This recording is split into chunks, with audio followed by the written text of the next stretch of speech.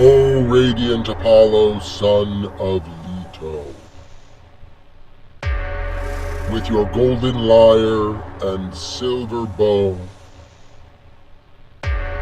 we call upon your divine presence. Welcome everyone to my holiday special on the oracles of Delphi and the Temple of Apollo. This is my Christmas present to Flint Dibble because this specific location is his favorite, and not just his favorite, but he did an absolutely excellent piece of archaeology on the site in his latest video. And when he did the video, I was just impressed by the number of things that he laid out where you could just say, look, he's absolutely right. What he's laid out is correct. The information he's put down is in place, but it's the fatal conceit that the ancients had a very low level of, knowledge and understanding. I'm not taken away by any of this over-grandiose goat shit either. Come on. It's clear that many of these oracles recorded in ancient literature acted as narrative devices used to tell the stories that have become our histories. Although framed as riddles, the oracles were often transparent pieces of propaganda, with many probably created after the fact. Because the truth is, in order to understand the Temple of Apollo, to understand how the oracles at Delphi worked, you really have to know why the site exists because of the Venus apocalypse to begin with. And so in this video, we're going to talk about why the Temple of Apollo is where it is. We're going to talk about how the oracles of Delphi actually oracled. And we're going to explore, just for the briefest of moments, why archaeology in today's state is not only so close to the truth, that once they get past that fatal conceit, they'll see that they have all of the data already collected to tell the most incredible story. Led by ancient historian and archaeologist Dr. John Hale and geologist Dr. J.Z. DeBoer, in 2000 the team presented a geological investigation of the area that showed that, contrary to Professor Ope, the temple didn't just sit on one fault, but at an intersection of two faults. In this case, it's almost exactly like X marks the spot. Talk about a find to shake the earth and our history. Boy, talk about a find to shake our earth and history indeed. And in order to do that, we do need to talk about this X, because the X is the point of the temple. To do that, we need a smidge of electrical history and science, because this is a machine, and the machine is powered by electromagnetism. In 1971, electrical engineer Dr. Leon Chua theorized that the four fundamental forces of electricity, which are current, voltage, charge, and flux, could be used to define the four primary functions of electromagnetism, which are resistance, capacitance, memristance, and inductance. These forces were captured in mythology and religion in several ways, such as the four horsemen of the apocalypse, which represent current, voltage, charge, and flux. The four faces represent resistance, capacitance, memristance, and inductance. This circuit, according to Dr. Leon Chua and scientists, is designed specifically to manage large and chaotic electrical events, like the event that occurred in the Venus apocalypse. This four-part circuit is simply how the electricity operates in the natural setting, and it was used in the artwork of the ancients in images such as this one of the Orobourus. The diagram of Chua's circuit matches the image because they are expressing the same thing. You can always line up the memrister because of this bottom loop. The serpent eats the charge is another way of saying that the earth grounded the charge by creating resistance. And we use that affectation because snakes are found on the ground. So yeah, bro, X marks the spot. Sweet. You see, the temple rests right in the middle of the X because each quarter of the crust created by the fracture represents its own electrical plate function of resistance, capacitance, memristance, and inductance. This site was chosen because the ancients were accessing the functions of a natural circuit bias in the crust. Think of this site, and in particular the Temple of Apollo, like a giant computer chip with electrical functions just like a computer chip today. This is not a new idea. The oracles weren't making up stories or producing propaganda-laden riddles to show for the next buck. They were accessing intuitive knowledge with a computer-like interface. How that worked will be the subject of part 2. Stinky's lab has a 3-part experiment on the South Pacific island of Rapa Nui, also known as Easter Island, which shows how the Moai re-established the triangular delta Y transformer overhead to improve growth on the island. The takeaway here is that the triangle shape is how electricity stores a charge in a transformer, which is a type of capacitor. That same triangular capacitance occurred over Europe, leaving the modern-day continent of Europe as the footprint. This delta Y capacitor shaped the surface of the planet, and the Temple of Delphi represents a very specific X in the crust. So X marks the spot, and Kenny and Jorge just confirmed and agreed with Flint, which, seriously, this might break the internet. Dude, we should record a podcast on these things.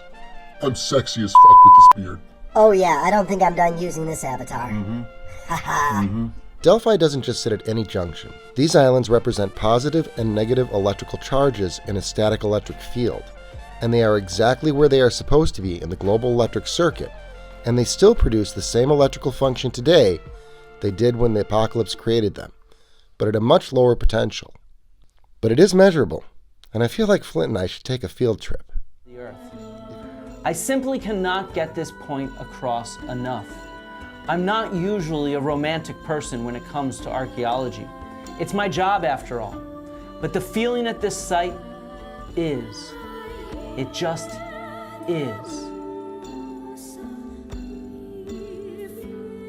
If it is a machine, and if the memristive effect is caused here, why isn't it still being caused today? Why isn't the effect still working when it worked for 1,000 years? First and foremost, let's appreciate that this machine ran for 1,000 years. Just stop and consider that for a moment. If you are sufficiently convinced that this is a machine, then you have to stop and appreciate the effort to keep the site running for 1,000 years. Why did the site need regular modification? Sometimes there was damage such as a fire, and sometimes it was modified to create greater amplification of a weakening signal. Why did it weaken? We know the Mediterranean Sea has risen over the last few thousand years, and we know this because relics have been plucked from several meters below the water. In fact, the Black Sea, which was also formed during the apocalypse, has been found to have settlements at the bottom. People began living in the valleys. These were formed by ionization and vaporization, and after the Venus apocalypse, they were empty.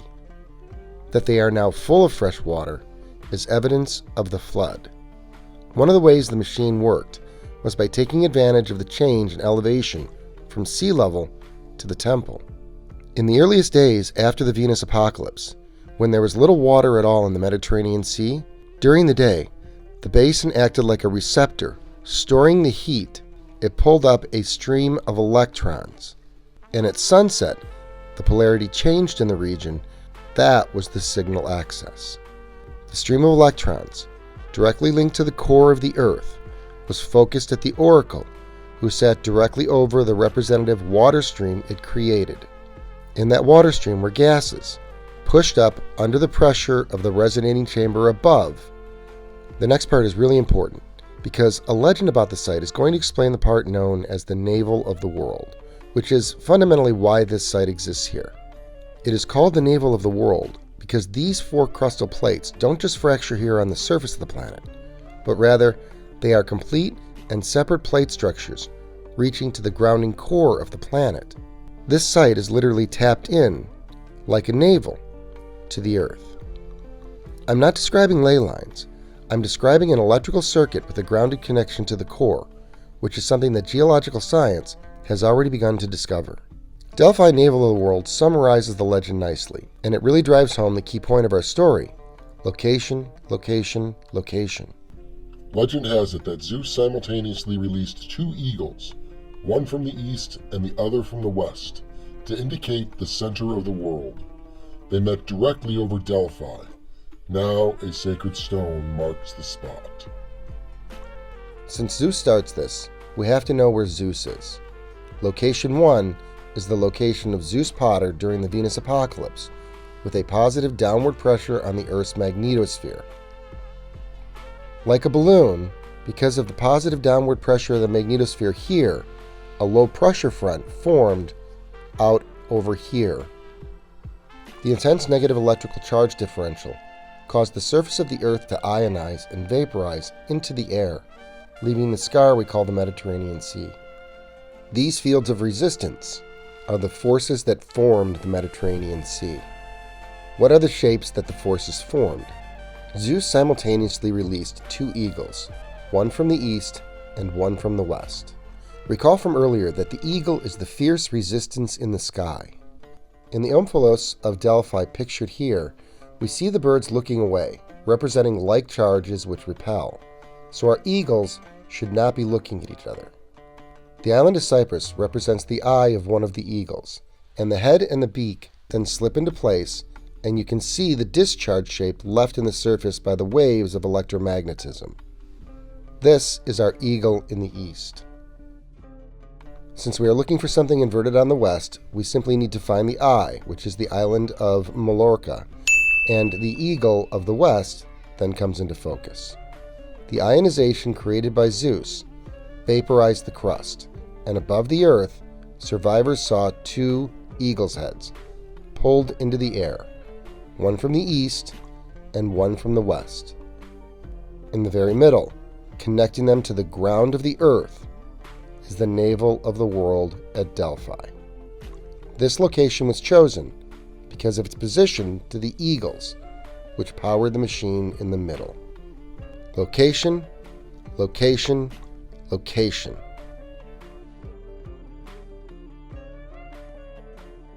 This video explores whether the priestess was stoned on geological vapors. The geographer Strabo describes a cave and a breath from the earth that inspires a divine frenzy, and that over the mouth is placed a high tripod, mounting which the Pythian priestess receives the breath and then utters oracles in both verse and prose.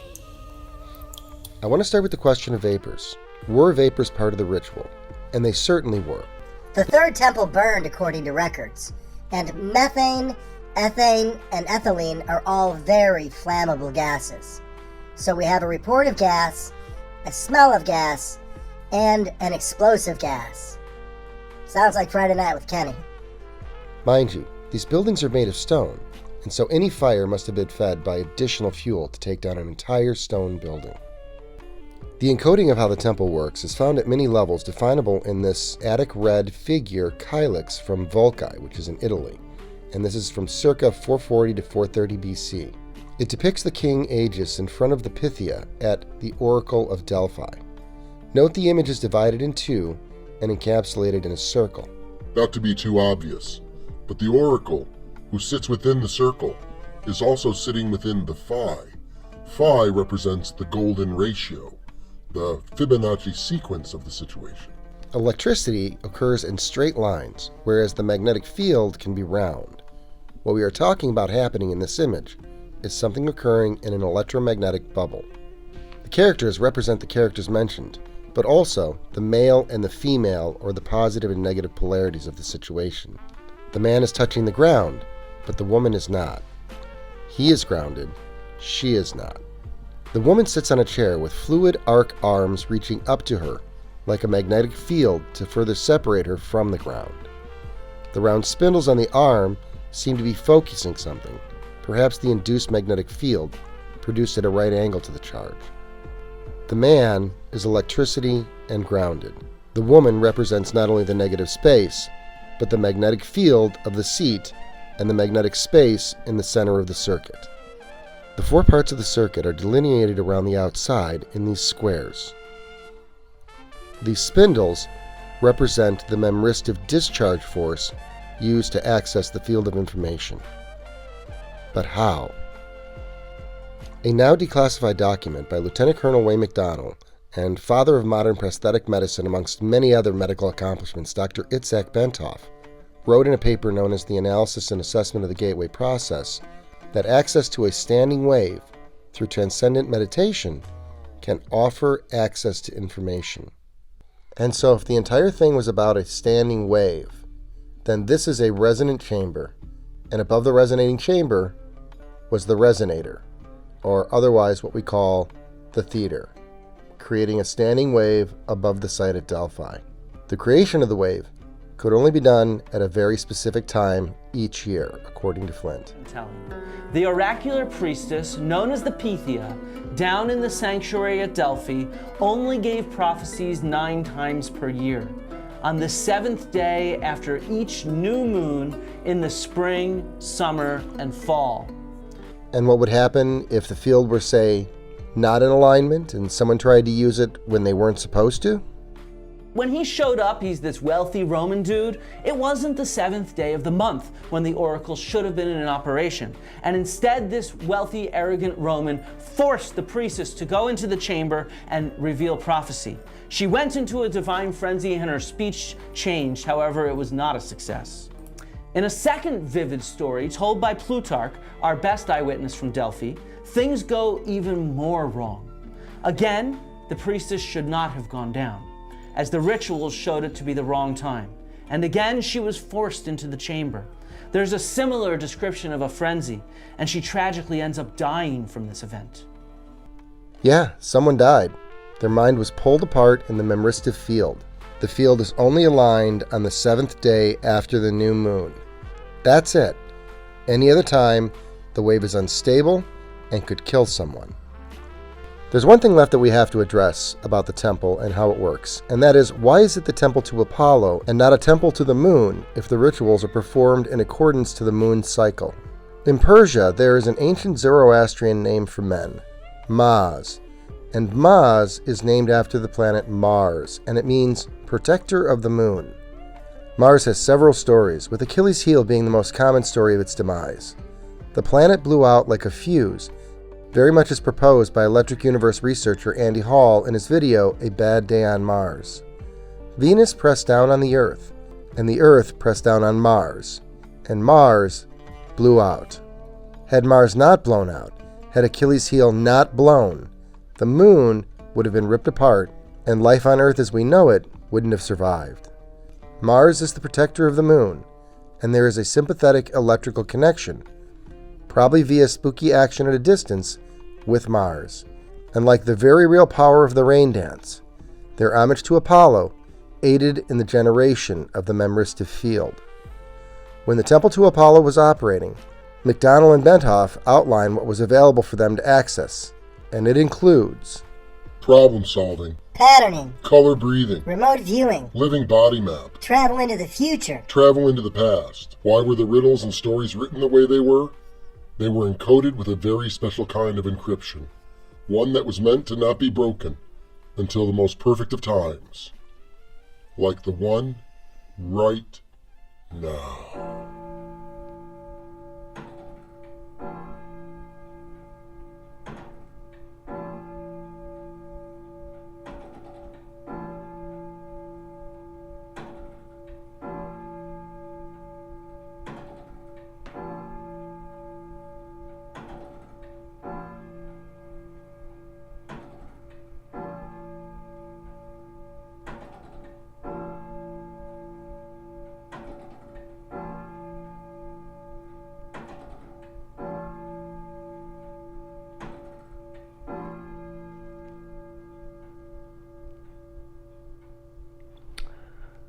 So there you have it, Flint.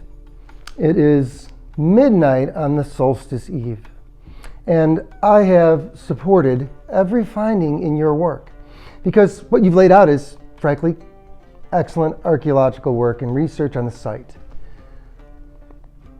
When we move past the fatal conceit, the thing that keeps archaeology from seeing the next level of what's going on, when we move past that,